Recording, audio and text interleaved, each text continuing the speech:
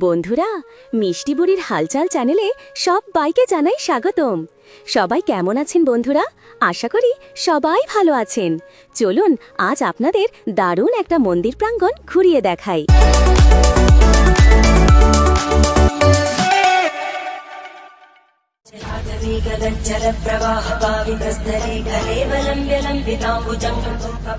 সেদিন মিষ্টির পাপা মিষ্টি আর অঙ্কিতকে নিয়ে গিয়েছিল চুচুড়ার ষণ্ডেশ্বর মন্দিরে।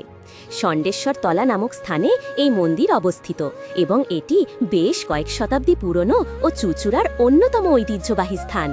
এখানে শিবের পূজা করা হয়, যেখানে ষাঁড়কে ধর্মের প্রতীক হিসেবে দেখানো। আর এই ষণ্ডেশ্বর কথার অর্থ হল ষাঁড়ের প্রভু অর্থাৎ মহাদেব।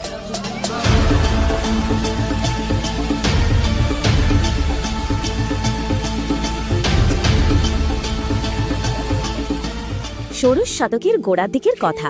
ওলন্দাজ নগরী হিসেবে হুগলি তখনও বিখ্যাত হয়নি। হুগলির গ্রাম চুচুড়ার গঙ্গাতীর তখন প্রচুর বনজঙ্গলে ভর্তি। এই গ্রামের দক্ষিণ পূর্ব কোণে ছিল এক শ্মশান। শ্মশান সংলগ্ন কামারপাড়া অঞ্চলের মানুষেরা সাধারণত দিনে গঙ্গাস্থানে যেত, আর পল্লী জেলেরা মাছ ধরতে। কথিত আছে এক শিবভক্ত দিগম্বর হালদার স্বপ্নাদেশ পান। দিনটি ছিল রথের পরের দিন। দিগম্বর হালদার এক জেলে নীলমণি তেওর ও তার দুই ছেলে ও দুই ভাই মোট 6 জন নৌকায় উঠে দিগম্বরের নির্দেশ মতো জাল ফেলতে শুরু করেন। আর ওই জালের মধ্যে ষণ্ডেশ্বর জিউ, 7টা ভৈরব, 2টো ত্রিশূল, একটি বান এবং একটি তামার ফলক উদ্ধার করা হয়। তামার ফলকে কিভাবে ষণ্ডেশ্বরের গাজন ও শিবরাত্রি পুজো হবে তার বর্ণনা আছে। তন্ত্র বা বৈদিক মন্ত্রে নয়, এখানে নিজস্ব সিদ্ধ মন্ত্রে বাবার পুজো করতে বলা হয়। আর এইভাবেই গ্রাম্য দেবতা হিসেবে ষণ্ডেশ্বর পূজার প্রচলন শুরু হয়।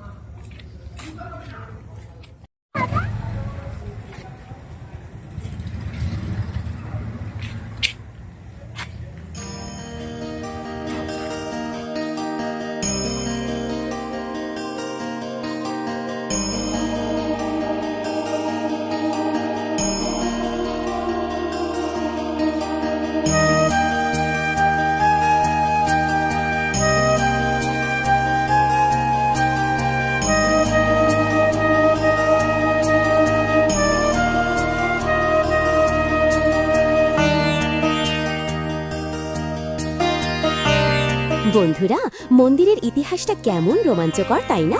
আর এই মন্দিরের পরিবেশটা আপনাদের কেমন লেগেছে অবশ্যই কমেন্ট করে জানাবেন। আমাদের চ্যানেল ভালো লাগলে একটু লাইক শেয়ার করে দেবেন, আর নতুন বন্ধু হলে সাবস্ক্রাইব করে নেবেন। সবাই ভালো থাকবেন, সুস্থ থাকবেন।